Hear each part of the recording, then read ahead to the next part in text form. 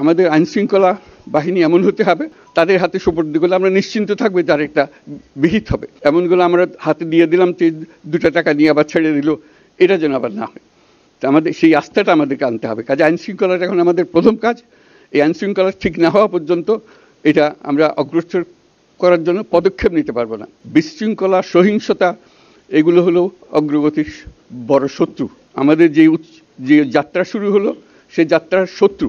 কাজে এই শত্রুকে যাতে রোধ করা যায়, তাদেরকে বুঝিয়ে শুনিয়ে হোক, তাদেরকে আইনশৃঙ্খলার হাতে দিয়ে হোক, এটা বোঝাতে হবে। তাকে মেরে পেটে এটা ঠিক না।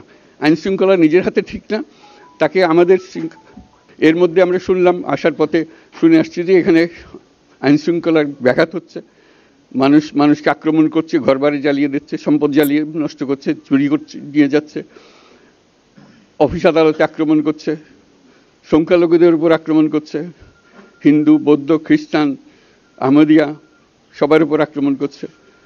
এগুলো হলো ষড়যন্ত্রের অংশ। এগুলো আমাদের বিষয় না।